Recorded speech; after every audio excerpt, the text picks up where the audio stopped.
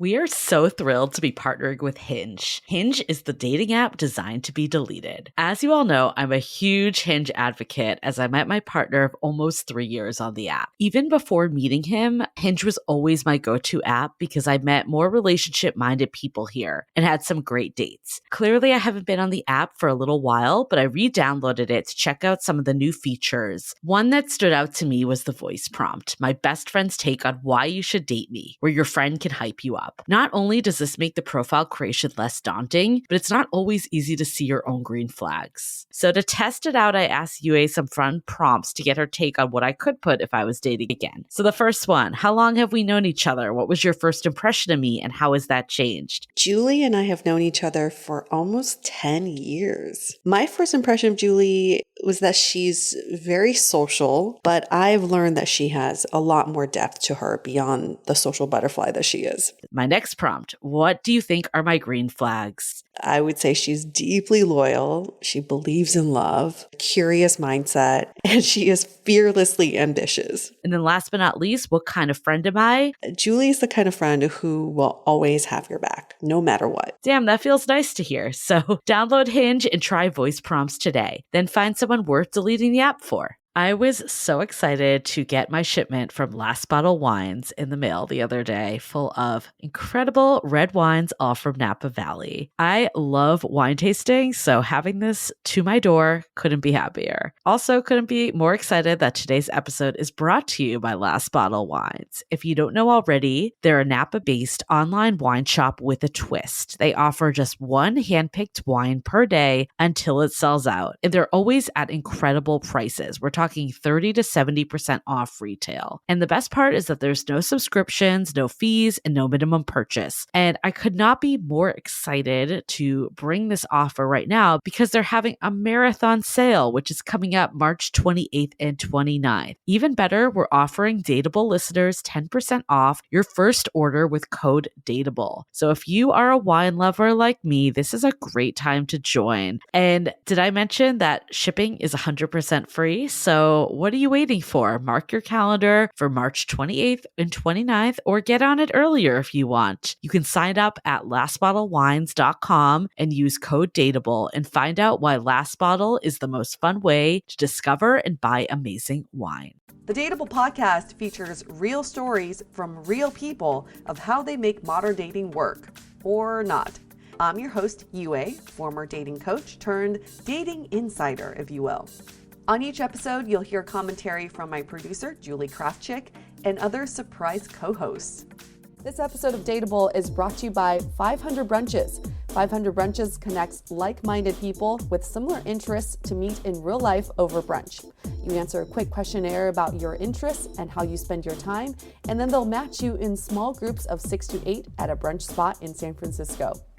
Get a free entry into a brunch now by signing up at 500brunches.com and using the code DATEABLE.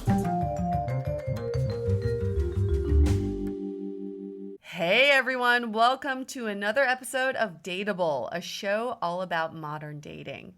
When it comes to dating, everyone has their own perspective and their own approach on how you should date. You probably hear it from your best friend, your mother, your brother. Everyone has their own opinions. And today we have an author, Amy Spencer, with us today, who is the author of Meeting Your Half Orange, an utterly upbeat guide to using dating optimism to find your perfect match. I don't know how I can even say that sentence without a big smile on my face. It's just so like sunshine and giddy and I'm just grinning.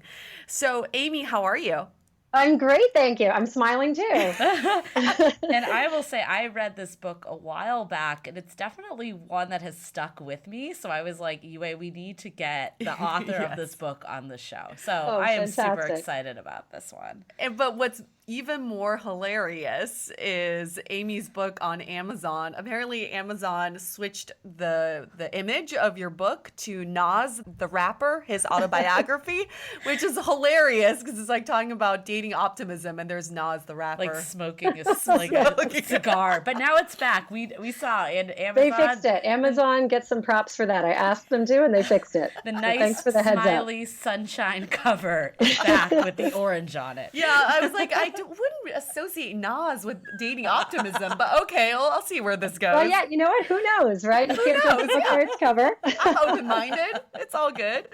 So Amy's originally from Long Island and currently in Venice Beach in LA, enjoying the sunshine today. And she is married. Now, Amy, your book, from even just the title of it, it's about dating optimism, but you also have written some other books. One of them is called Bright Side Up, 100 Ways to Be Happier Right Now. So you're just like a happy guru, it sounds like. I am. It just happened. I was born that way. I was nurtured that way.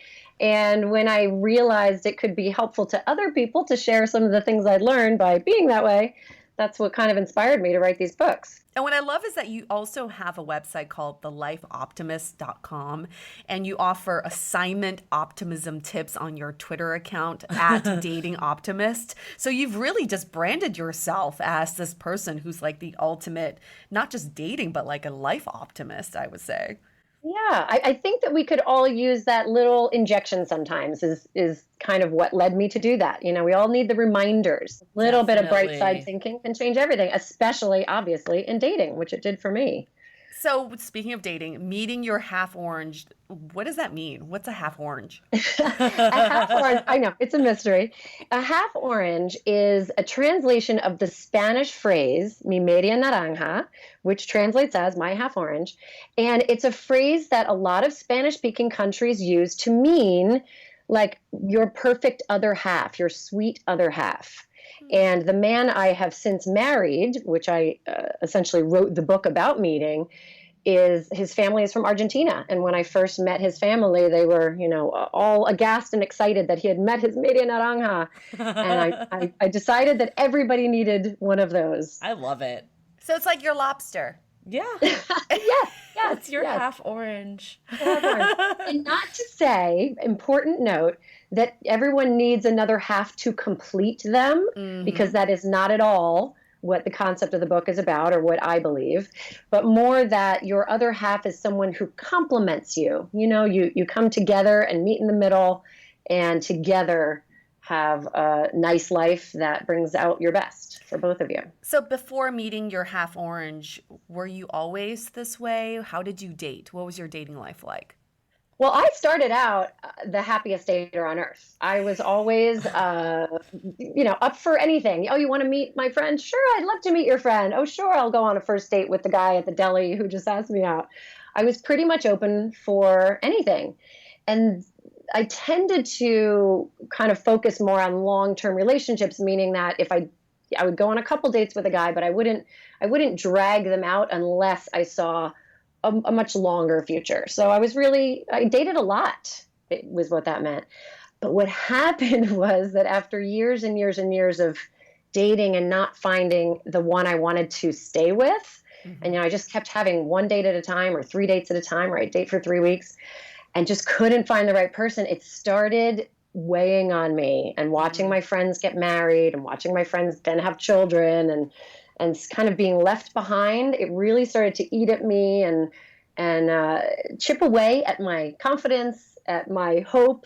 And I found myself feeling, I don't know, more and more down, more and more over it, and kind of verging on a little bit of bitter. I started talking so negatively about dating and about love, and I'll probably never find the right guy, and there's no one out there for me. And I found myself using so many negative words, and I didn't recognize myself. I got to the point that I didn't recognize myself nor like what I sounded like. I think a lot of people probably relate to that sentiment. Yes. Yeah.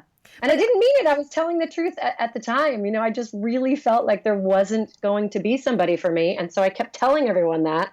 And of course, telling essentially the universe that. And so that's what I got more of, was a whole lot of not the right person. What you're really describing is like this dating cycle that a lot of people go through on a monthly basis. They start off the month maybe really optimistic, and they get on all these dating apps and they want to meet everyone. And by the end of the month, they're like deleting all the apps and being like, I'm taking a dating hiatus. So how did you get yourself out of this mindset?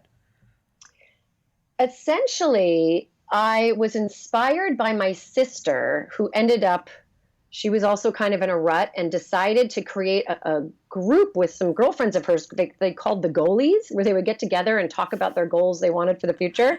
Love and it. they would talk about essentially, how they wanted to feel in their new jobs and how happy they wanted to be. And she started visualizing herself like she was going to take a break from work and travel cross country, and she could feel the wind in her hair, and she was going to see all these states she hadn't seen before and experience new things and meet new people.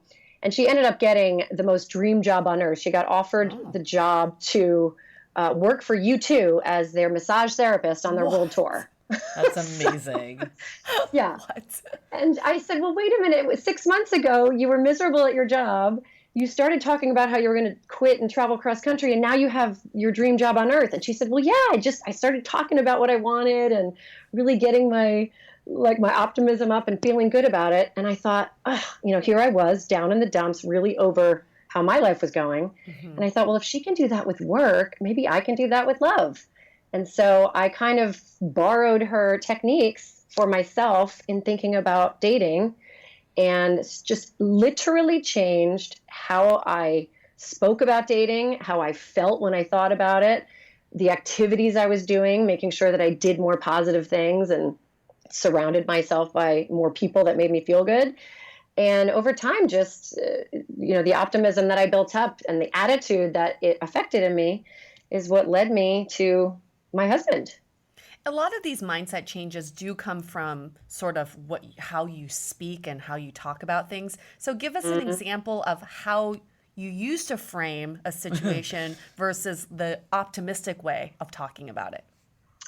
So it's a great question, because I feel like so many of us don't even hear what we sound like when we talk about things. Mm-hmm. So one thing that I found myself saying a lot is that I just want a guy who will call me back, or I just want a guy who has a job, right? I would, it was almost like going for the lowest common denominator. I just want a guy who has 2 feet, or who has all his teeth. Will show up. Yeah. Not that a guy needs 2 feet. I'm sure he could be great without it. Yeah.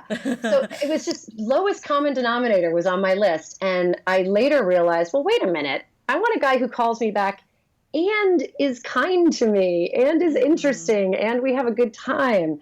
So I started changing my language around what I was looking for, was kind of one of those examples. And it felt better, to start asking for more and start expecting and feeling like I deserved more than just a guy who'd call me back. So one thing you mention in your book is believing in the universe, being in tune with what you want. So if you say you don't want to be single anymore, the world may focus on bringing you what you're focused on, which is being single. Can you explain more about that? So the way I saw it and the way I felt it was that when I would say, I don't want to be single anymore, I would hear in my tone what that sounded like. Mm-hmm. So what that sounded like was like, oh, I don't want to be single anymore, right? which is sort of like a depressed, over it, tired way of speaking, way of feeling.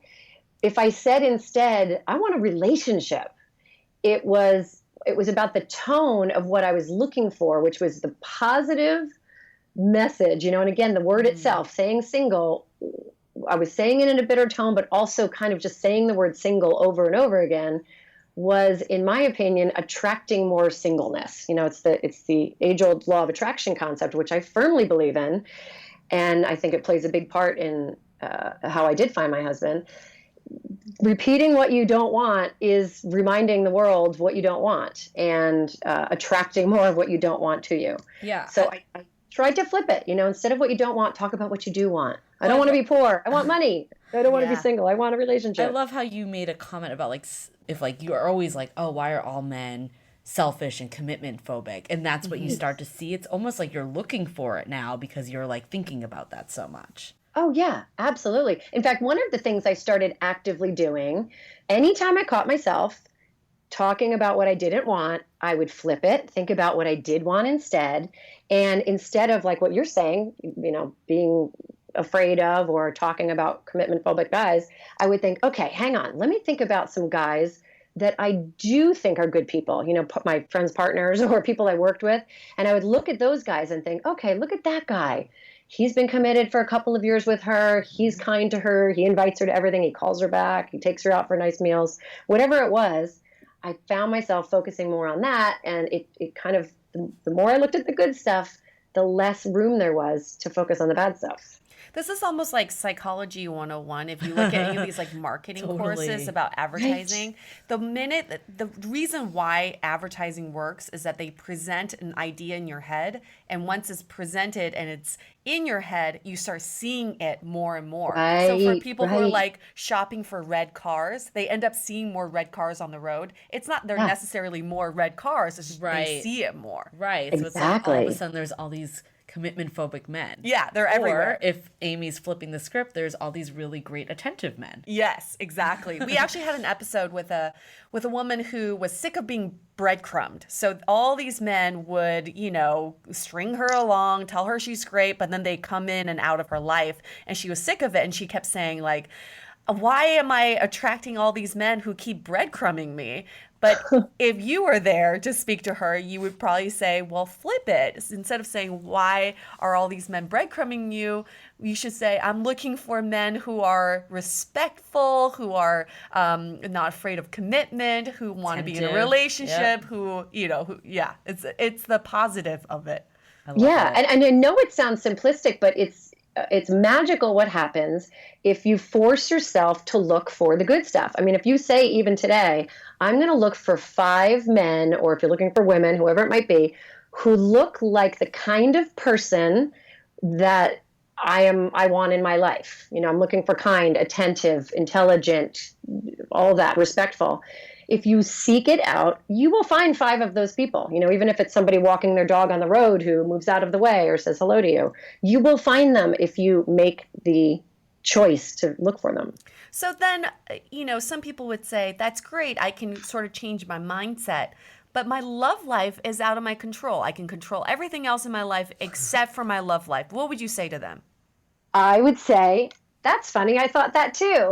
I absolutely thought that too, because that's relying on another person and I have nothing to do with that, right? But then I started thinking, but hang on a minute. The other parts of my life are relying on other people too, right? My work life completely relies on other people. It relies on a boss hiring me or a client paying me. Getting a car relies on somebody selling the car to me, being available for the appointment. Everything that I'm doing in my life, renting an apartment or a house, I need the landlord to approve my application. All of those things rely on other people as well. And in that way, I thought, well, dating really isn't that different. It's how I come to it and what I bring to it that is just as important as what the other person is doing as a response. Let's go deeper into this, because some of the dating advice you bring isn't just as simple as being optimistic. In fact, some of the dating advice in your book goes sort of against the traditional advice we always hear. So let's just go through each one by one and dig a little deeper.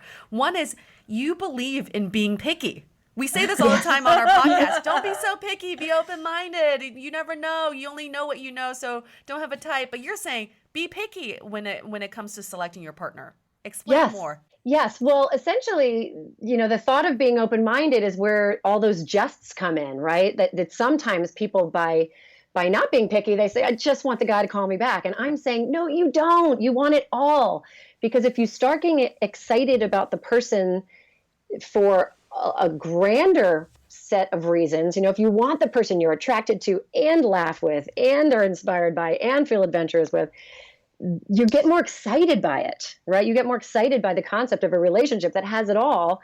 And that energy that you create by wanting an even greater relationship is going to put you into the world as a more excited, happy, attractive person. And your partner is more likely to see you walking down the street and say, who's that? And what does she have? And how can I be a part of that? So what you're saying here is not so much being picky superficially, like I have to have someone over 6 feet and make this much money, but it's more about having standards and values of what you're looking for in a partner and making sure that you're not lenient on those standards. Right. That's an excellent way to put it. It's the standards, not necessarily the physical attributes. I sort of say in the book, like, you're allowed to be picky about the dessert you order. That's a 10-minute commitment, or the shoes you buy, which is maybe a 6 months commitment, depending on how good the shoes are. So of course, for goodness sake, shouldn't you be picky about the 50+ year relationship that you're looking for? It's true, because it's like, this is your life. Like, this isn't just like checking the box to get married or something. Like, this is who you're with. And then you also say, don't make dating a priority. I love this. It's like so different than everyone else. Mind blown, because we always say, if you want to meet someone, you got to make it a priority. It's almost like a second job. Get yourself out there. You're saying, don't do that. Why? Well, even just hearing you say, make it like a job. Like, but what is worse than making something that you want, that is joyful, feel like a job? So my thinking was that one thing that I noticed that was happening in my dating life was that I responded to every invitation based on who was going to be there. Who's going to be there? Do you want to come to dinner? We're having a dinner party. Well, who's going to be there? If it was just some couples who were already together and, 2 single girlfriends, I would think, I don't know. I think I want to go to this party instead where I'm more likely to meet somebody. And so I kept turning away from the things that brought me joy in my life, which is my good friends and going to the theater and going to see live music and taking cooking classes. The things that brought me joy, I was saying no to because I thought, I'm not going to meet a guy that way. So I started doing things that I didn't necessarily want to do in the hopes of meeting a guy. But then, of course, what happens is if I'm doing the things I didn't really want to do, I wasn't in the highest energy and the best spirit and the best vibe. I was going to a party, but not with like pure hope and joy. I was going to a party purely to scope out where the cute guys were. I can totally relate to that. I mean, I think there's a reason like singles events get a bad rep because there's like this feeling of like being forced that you're almost going there, which is like you're saying you're not coming from a good place when you feel like that's the energy that's being brought in. The minute you put it into a math equation, get a date, good night. Don't get a date, bad night.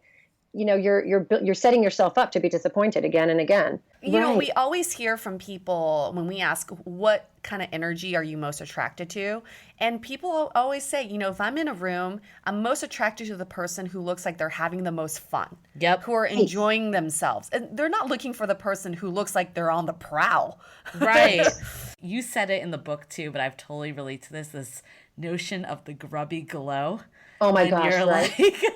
And I definitely have experienced this multiple times. I think any relationship I've been in, it's been when I have not been dressed up. Anytime that you like spend hours and hours getting ready, it feels like forced when you go out, and usually you meet no one. Yes. Yeah, it's always, I had a friend tell me, don't ever buy a new outfit for a date because suddenly you're out there wearing your new outfit and you're thinking about how the outfit looks on you and how you're walking in it and is it riding up. And you're thinking about that instead of the experience that you're having.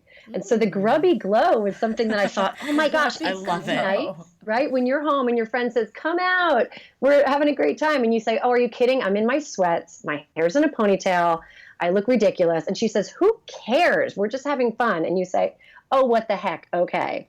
And that glow that you have by not putting yourself together and just going for the experience itself is, of course, what ends up attracting other people going, who's that girl? She's in such a happy mood and she's not even trying that hard. So yeah, it's magic what happens, and so many people have that same story. It's always the energy. We interview so many couples on our podcast, and we always ask, what was the first thing you noticed about him or her?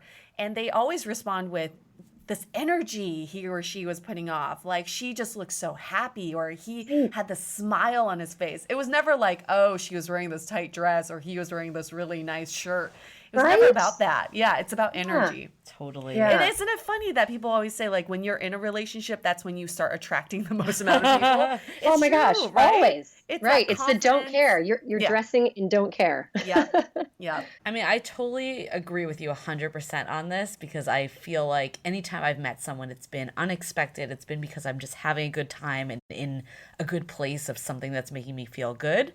But the flip side that I would love to like get your thoughts on, it's like you also, let's say you just like enjoy staying home and watching Netflix. Like, no one's going to show it up at your door. Yeah, you can't order an Uber husband. It just doesn't work. So how Not do you, yet, how you do can't. you balance like getting out there and doing stuff and meeting new people without having it be so expectation heavy? It's time to take a quick break so we can tell you about the latest service we have been building over at DATEABLE.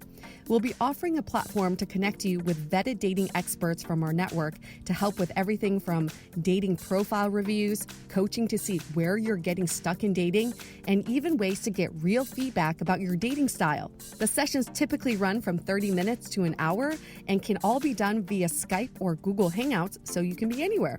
We're so excited about this because so many of you wrote in asking how you can find people to help up your dating game.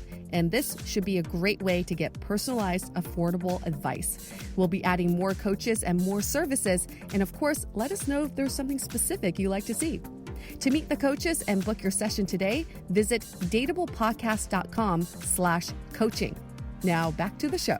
So how Not do you, yet, how you do can't. you balance like getting out there and doing stuff and meeting new people without having it be so expectation heavy? Right. And it's a great question because that is the case a lot, right? Like all I want to do is sit home and binge whatever show, The Marvelous Mrs. Maisel. And where's the guy in that, right? So my thinking on that is you go with your gut, which is truest to you. You do what's making you happy. And if for one straight week, doing what makes you happy is sitting home and binging this TV show, then by goodness sake, you do it, right? But chances are that after a week of binging a TV show and staying home every night, your spirit is going to be ready to go out and meet some people or go out and have a cocktail or go out for a dinner.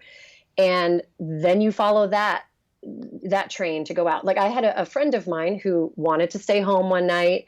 She decided that she wanted to bake some kind of muffin loaf or something. Mm-hmm. She thought, you know what, I'm not going to meet a guy this way, but what I really want to do tonight is skip this party and go make this bread loaf. So she went to the grocery store, bought the ingredients, and while she was online talking to the cashier, there was a guy behind her. Oh my God, they didn't really even talk, funny enough, that night. But when she got home and was making her loaf, she got a ding on her Tinder or Match or whatever it was that she was on. Oh my gosh. It was a guy who said, "Did I just see you in the grocery store?" Oh that is so funny. And because she had this bright red hair and she just had this dynamic smile and she was so happy about making her bread that she was in a great mood. They ended up going on a date. They're now married with a child. Oh, so wow. She met a guy by essentially deciding to stay home and bake some bread. Well, I mean, I totally agree. I think if you're forcing yourself to go out and you're not happy, you are not going to meet anyone because your facial expressions, your just energy is not there. So I do agree with you on that part. It makes so much sense. But there is a balance here, right? There is something to be said about being comfortable and doing what makes you happy. But also at certain points in your life, you got to push yourself a little bit out of your comfort zone, take on those challenges and say, I'm not totally convinced of this event, but I think I should just push myself and go anyway. Right. And absolutely on that, that's whatever the phrase they sort of say, like, if you don't change anything, nothing's going to change. So of course, if you find yourself that you're in a rut and, you think you could use a good dose of pushing yourself a little bit, 1000% doing that will help in a new frame of mind. And one thing that I feel really helped me when I was kind of pushing myself to go out in a few times that maybe I wasn't totally up for it in the moment, was the idea of kind of seeing a room as more of just an open experience rather than the math equation of must meet guy, must get date, or the night's a failure. And like one of the things which it was really changed a lot for me was thinking about what kind of guy I wanted and changing my list, which ended up changing my nights when I went out on to these events. So for instance, it's healthy to make a list of intentions, to kind of set some goals for yourself for what you're looking for. And I'm totally down with that. I think it's a fabulous idea. But I think when it comes to dating, the most helpful thing to do is to change your list from what you want in a partner to what you want in a relationship. So when I talk about being picky, once again, it's not that I'm saying, I want a guy who is 6 foot tall and who's funny. Because it's not that you want a guy who's 6 feet tall, it's that you want a relationship in which you feel either attracted to your partner, and maybe height is a major attraction for you, or a relationship in which you feel like, you're more female to his male energy. Whatever it is, you feel protected. It's not that you want a guy who's funny, it's that you want a relationship in which you laugh. And so by changing my list in this way, and instead of talking about the physical attributes of a guy, talking about the feelings that I wanted in a relationship, it suddenly opened up every room to more possibilities than I'd ever experienced. So rather than walking into a room and saying, oh, okay, there's 3 guys with dark brown hair who are around the height that I like, which I used to do, I suddenly looked around the room and thought, okay, short guy, tall guy, red hair, no hair, different weights, different ethnicities, all of it. They all became possibilities because now my list was about how I was going to feel when I was with them. So it gave me the chance to think, all right, well, let me talk to everybody and see how I feel when I'm with them. And of course, again and again, I would be surprised by the fact that the guy who was maybe a little shorter or a little different looking than what I was used to was the guy who actually made me feel like what I was looking for, which was, inspired or challenged or laughing or attracted. And so that really helped me, that when I would go out, when I was not necessarily feeling it sometimes, that's what I would do. I would change the framing of it. Yep. That's so powerful to say because when we make a list of things we're looking for in a partner, it becomes pitting me against them. It becomes what is it that they're bringing to the table? And it also pits them against each other. So I think about like if you're going back to baking a cake or something, it's like instead of going out there trying to find the best milk to put in your cake, maybe it's about finding the different ingredients that could make your cake the best. So maybe it's not even milk. Maybe it's like sometimes I put bananas in my cake because I don't want to use butter. So it's about the end result and it's that relationship. That's very powerful to think about. Yeah. I think there's also something different about taking a break to reset. Like you use that Netflix example. Like if you really feel like you need to do that for a week, do it and feel better versus giving up.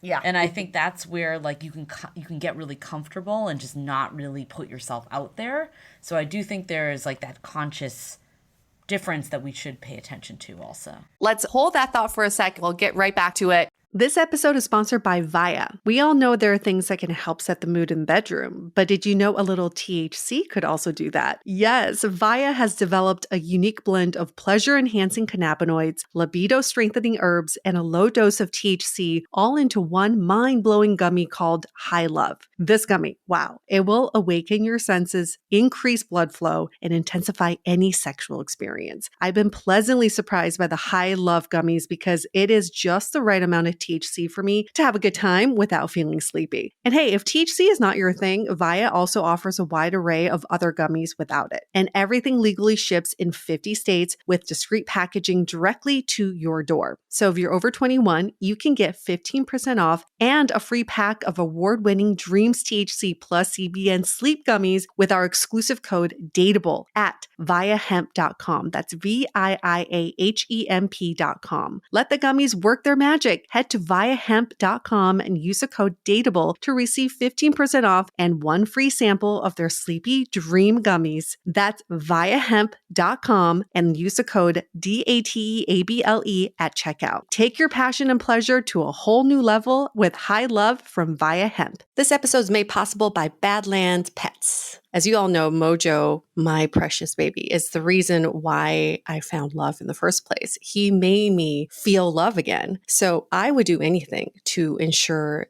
his health and longevity. And actress Katherine Heigl and I have that in common. She's helped save over 16,000 dogs through her foundation. And after doing a ton of research, she feels there's one place we can look to improve any dog's health, and that's their food. So fortunately, she found that just by adding a few special superfoods to her dog's food, she saw huge transformations in their health. So she's made a 20-minute video explaining step by step how anyone can do the same thing to see incredible changes in their dog's health. I've definitely re-looked at what I'm feeding Mojo and making sure that, hey, he only has one life to live, and I want to make sure it's the best damn life. So if you want to keep your dog healthy and happy, go to badlandsfood.com/dateable and watch Catherine's video right now. Again, that's badlandsfood.com/DATEABLE. As you know, I recently left my corporate job and I've been in total recovery mode, all about self-care. One of my new routines is the nighttime shower before bed. There's just something about washing away the day and that reflection that's been super helpful for me. I've been using one of our partners, Osea's Mega Moisture Duo. This combo body oil and body lotion are so freaking incredible. It literally feels like I'm at a spa. I realized that the secret is seaweed and other skin level ingredients that are normally reserved for face products. And that's why I was so excited when Osea became one of our partners. And, you know, we're so grateful for partners like this because one, they keep the show going, but they're also super good for all of our listeners and for our own well-being. So if you want to have that nighttime bliss like I am doing, you can get 10% off your first order site-wide with code DATEABLE at oseamalibu.com. You'll get free samples with every order and free shipping on orders over $60. So head to oseamalibu.com and use the code DATEABLE for 10% off. Let us know which products you end up going with. Share them in social. Super excited to see what you end up choosing.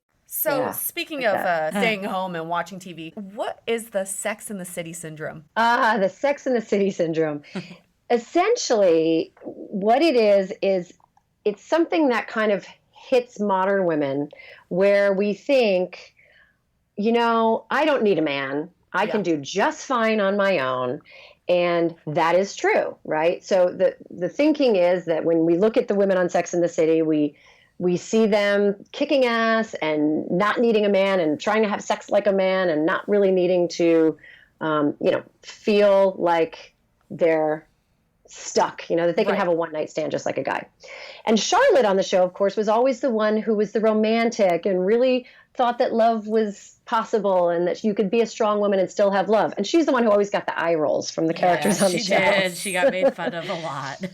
And so the thinking was that it is a woman saying that she needs a man is okay. Because it's not that you need a man to survive, which we know that we don't. It's that you want a man to have a relationship with, which is part of our lives. It's part of a natural human desire is to have connection with another person. So just because women are now in the workforce and equal to men and feel like they can do everything on their own, it doesn't mean that the pendulum has to swing so far to one side that men get kicked to the curb. It's possible that we can sort of swing the pendulum back and see it as the fact that we are strong women who don't need guys or partners, but that wanting one is just as healthy and it's okay. We can be strong, smart women with a big career and kicking ass in the city and still want a partner to have a relationship with. That actually goes into this next piece of advice you say in your book, which is like, we say these things to protect ourselves. Like, oh, it's okay if you didn't call me back. I didn't care about him anyway. Or I'm not really looking for something serious. It's okay that she didn't want this relationship or whatever. We say these things, but we don't actually mean it. So if we are celebrating singlehood, like there is a point where you say, I'm happy being single. I love the freedom. But it's okay to also say, but I'm also looking for a relationship.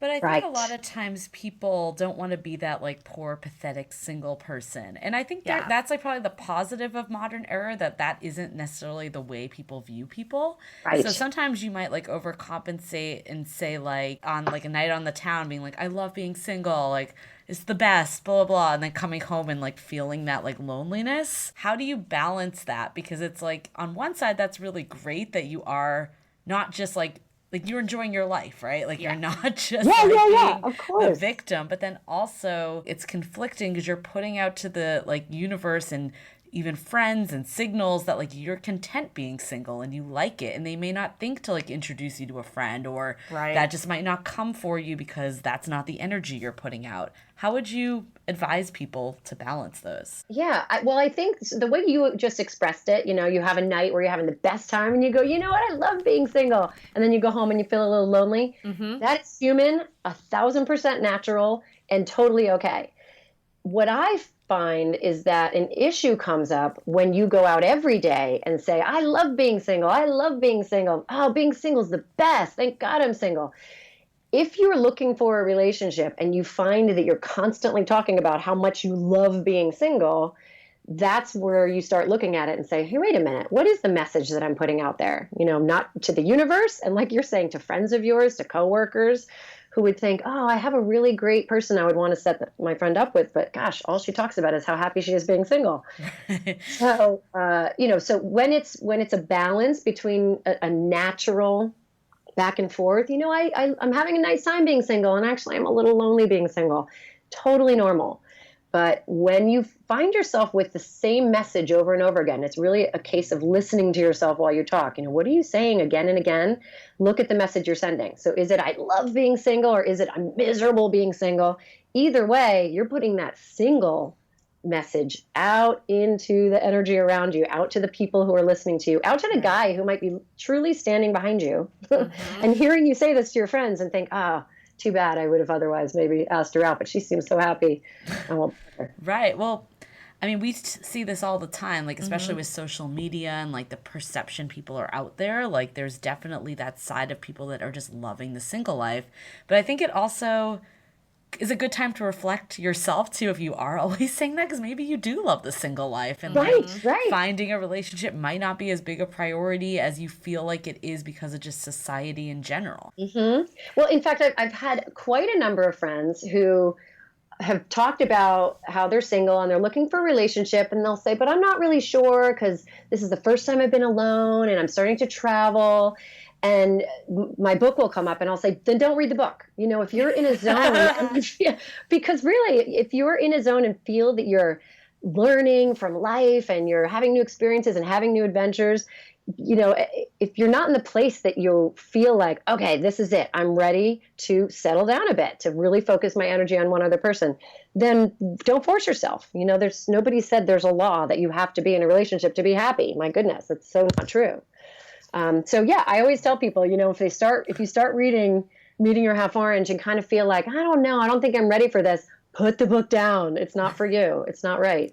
Just All right, let's go into some takeaways because we talked about some of your non-traditional dating advice, but I think it's still consistent with what we're hearing. It's just a different way of framing it. And I like that because focusing on your happiness and becoming the person that you want to be without thinking that someone else is going to get you there is sort of like step number one. Yeah. Knowing that I can get there myself. I can be the happiest I can be without someone. And when I am the happiest I can be, that's what attracts other people. Totally. Exactly. And yeah, exactly. I would say that's the essence of this entire book, really, which is just the reminder over and over again to flip the math on happiness and relationships. Because I know that when I was dating, I thought, I just want to get in a relationship and then I can be happy. And it was the dawn of understanding that if I'm just happy first, I'll be happy and I can skip the relationship part if I want to. But if anything, being happy is what's going to attract the right relationship, because that's where the right partners come to you when you're in your zone. That's when the people look at you and go, hey, look at her. Like, she's got this funny vibe. She's not even bothered to dress up for this party. She's just here to like kick back and have a good time with everyone. That's what's going to attract the person who's most like you. So you want to get in your good zone, and then you have the better fish to choose from. I mean, I think the other takeaway is like, I love this notion of not getting your hopes up, like that you brought up. Like, it's like, stop pretending you don't want things to save face. And like, just put out what you're looking for, because you never know. Like you said, if you're talking about or complaining about being single and there's someone eligible right behind you, like you're gonna miss that opportunity. But if you're just like saying like what you want, you'll find other people that want the same thing. Yeah, totally. It's language, if anything, I think is the most important takeaway from what my experience was and what I've heard from other people, because language, the way you say things becomes your tone and your body language. Like, it all follows what you're saying. So if you find yourself, really constantly talking about how, oh, it's probably going to be a terrible date anyway. It probably won't work out. I shouldn't get excited about it. What's the point? Guys suck anyway. This city's tough to meet anybody, right? Like you're just piling on all this weight and negativity and just heaviness to something that could be an open opportunity. So it's really just as much as you can thinking about, what do you want? What are you hopeful for? And if your heart gets broken, that happens. That's human. That's going to make you even, more lovable, more understanding, more empathetic as a human being. And those experiences are going to help you toward your next relationship. So yeah, it's crushing if a date doesn't work out, a relationship doesn't work out, but it's crazy to try to protect ourselves from that in advance and say, oh, I didn't care anyway. Because you're still going home and, crying it out with a cocktail with your friends. You'll still be disappointed. Getting your hopes up, getting excited about what you want, because that's what's going to, I don't know, lead you out into the world with your shoulders back and your arms open and hopefully more of a smile on your face, and that you'll see more, like you said, you'll see more red cars. You'll see more caring and empathize. I like this notion of positivity, and then also addressing that it might not always be positive. Like you might be upset. Like it's natural to be disappointed if a date doesn't work out.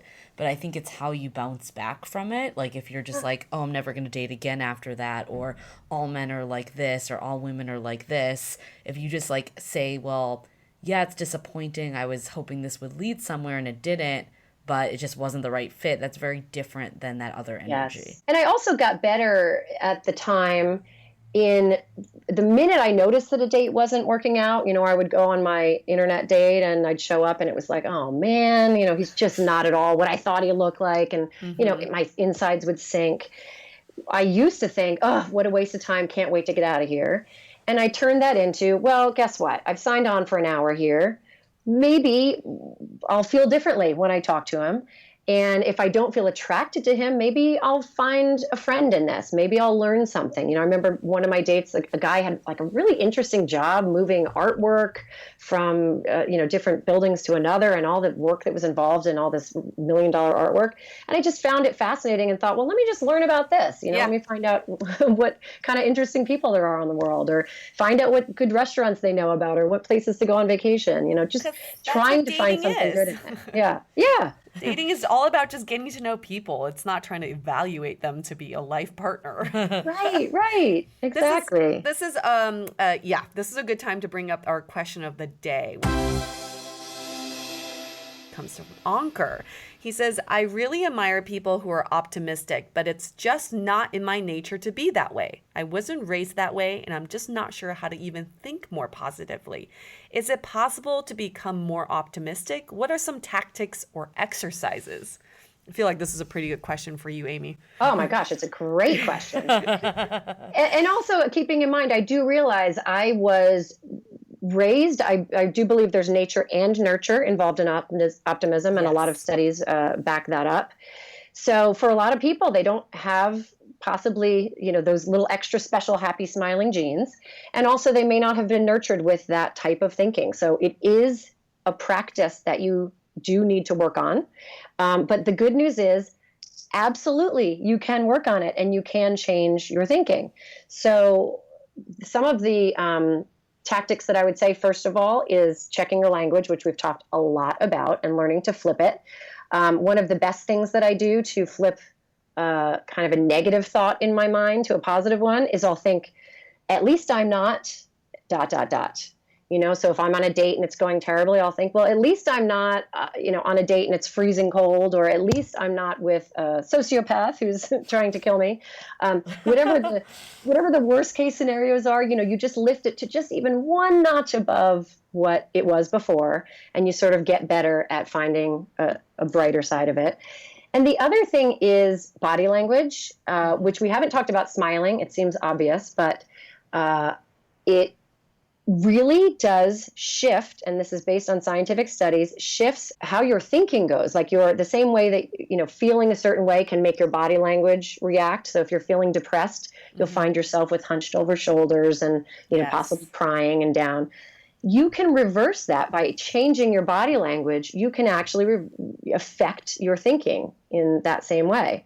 So by changing your body language, putting your shoulders back, opening your arms, and smiling, forcing yourself to smile. There's a famous smile called the Duchenne smile, where it actually activates all these facial muscles.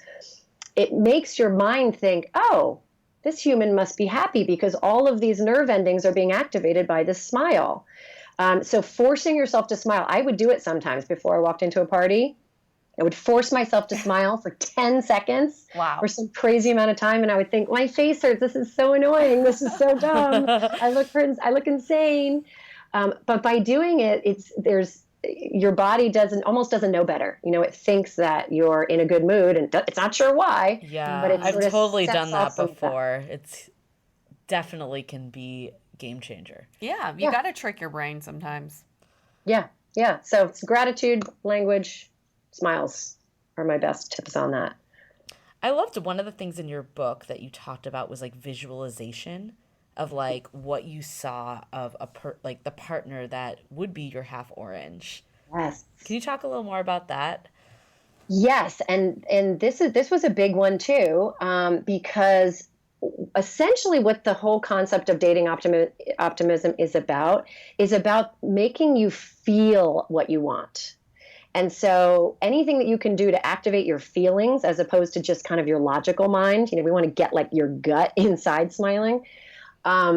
Visualization is one of those things that really helps. And by that, I mean, certainly, dream boards or vision boards, which a lot of people will do. And I do recommend doing them and kind of putting pictures up that you can look at of what kind of relationship you want. Maybe it's free or adventurous or, exciting. And in addition to that, kind of visualizing moments that you want to have with your other half and sort of picturing yourself there, really closing your eyes and imagining, what's your happy place in life? Where's one of the places that you go that always makes you happy? And for me, it was a beach in Montauk, New York. And I would picture myself, every time I'm at Ditch Plains Beach, I'm so happy. The ocean's going, the surfers are on the waves, the birds are flying. And I would think, I'm going to picture myself here with my half orange, and we're holding hands, and he's going to love this place as much as I do, and it's going to make me feel calm and complete to have us all here together. And I would picture that again and again, and eventually, ended up meeting my husband, and we now do go to Ditch Plains Beach together and hold hands and look at the ocean, and I think, I can't believe I made this happen.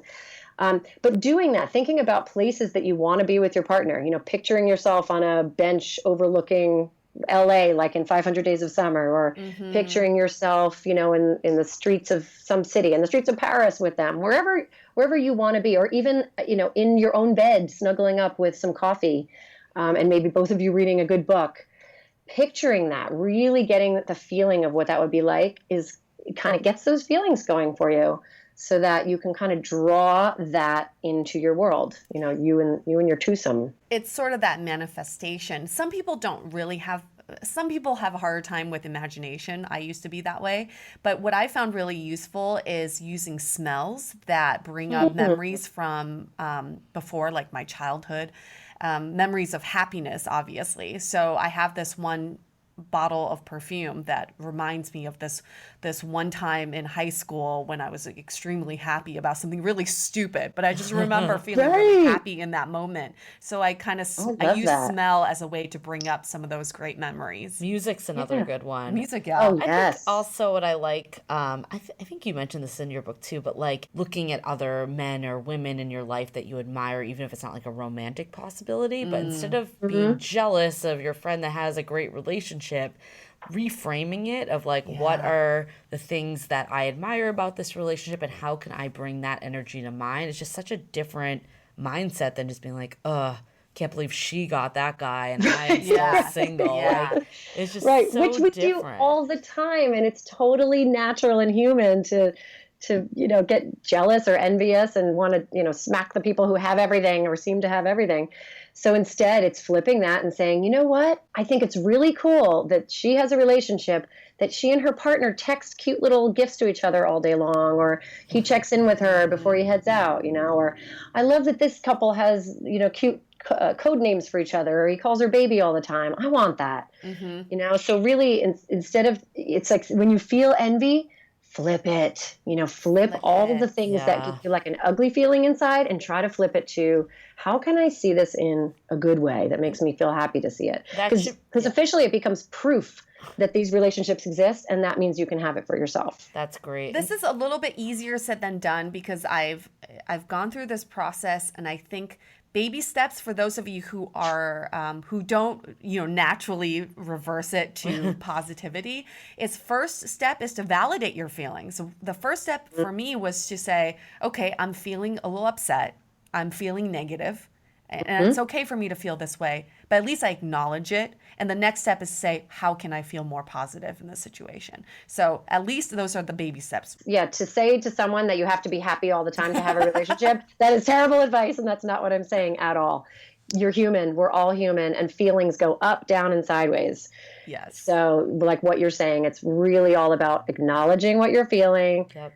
And trying to figure out how to flip it in the way that you can more often focus on the positive things that will attract more positive things. And not And beating people. yourself up if you are feeling negative. Exactly. Yes, so normal. And in fact, being negative, I mean, sometimes it turns hilarious. We've seen Bridget Jones's Diary, right? She's in her house and listening to sad songs and eating ice cream. And those are the moments that eventually make you appreciate having a relationship. Thinking back like, gosh, I'm in such a low place right now. I remember watching Saved by the Bell and seeing Mr. Belding, like the school principal, who was in a relationship. He had like a girlfriend or a wife. And I thought, oh my God, Mr. Belding has love. And I caught myself going, what is wrong with you? It's a TV show. And that made me laugh. And I thought, okay, I'm officially pathetic, but I know I'm not the only pathetic person on earth doing this right now. There's other people eating ice cream right now and crying. And there's also people listening who are like under 28 who are thinking, who the hell is Mr. Belding? Give yourself a gift of watching Saved by the Bell at least once. It's still a classic. That's a takeaway. Catch up on Yeah. Saved by the Bell. Yeah. You learn so many takeaways from that. Any other takeaways? I mean, I think all of this is amazing. I guess my last thing, I'd love to hear how you felt when you met your husband, and how did you know that he was your half orange? Ooh, I felt giddy and zingy and nervous when I met my husband. The funny part of it is that I actually knew him from grade school, as it turned out, and we had dated for a summer in college. So I knew of him, but when I finally ran into him, I mean, a decade plus after I had last seen him, and realized that he was single and I was single, and talking to him it just gave me butterflies and made me smile and laugh. And I was attracted to him, and I wanted to just spend more time with him. And I thought, wow, I can't believe I'm feeling this about a kid who I remember seeing is like, he's two grades younger than me in school. So I always thought of him as little Gus from school. And I thought, I can't date little Gus. That's no way. So I normally would have discounted him immediately and thought, no, I can't. Which is what happened in college. I thought, I can't. But when I ran into him those bunch of years ago, I couldn't deny how I was feeling in the moment, which was excited and giddy and appreciated and smart and all the good stuff. I felt like it met a good match for myself, and I wanted to see where it would go. Yeah, and probably so much was the energy that you had. Yeah. Like, Yes. who knows what would have happened if you were still in that super negative down in the dumps on dating. Yeah, there's no way you can feel giddy and negative at the same time. It's like those two can't go together. Well, and the great irony is the night that I met my husband, I was invited to a big birthday party on the roof of a building in Williamsburg, Brooklyn, that was going to be all the rage and had tons of cute guys. But at the same time, my mother had invited me home for the weekend with my sister for Mother's Day. And I thought, you know what? I bet that party's going to be great, but my mom needs me. I want to be surrounded by love this weekend. I'm going to do what I really want to do, which is to show my mom how much I care, and go home with her and garden and putter around the house. And then she invited us to a movie that she wanted to go to. And it was at the movie that my husband actually had made the film, at the movie, I ran into him and thought, I cannot believe I just met the love of my life while hanging out with my mom. Wow. Well, it just shows you that it never can know. happen anywhere, and it doesn't have to be like the places you stereotypically think you're going to meet someone. Yeah, I was feeling good. I was on point. I was doing what I wanted to do. And I'm sure I was not dressed for the occasion. I'm sure, I don't remember what I was wearing, but it was not fancy. I assure you that. Doesn't even matter. Awesome. Great conversation. This is awesome. So, Amy, if people want to read your book, they can go on Amazon and find that. The cover's updated. The cover's updated. That's right. Meeting Your half orange with a cute little orange on it. Yeah. Cute.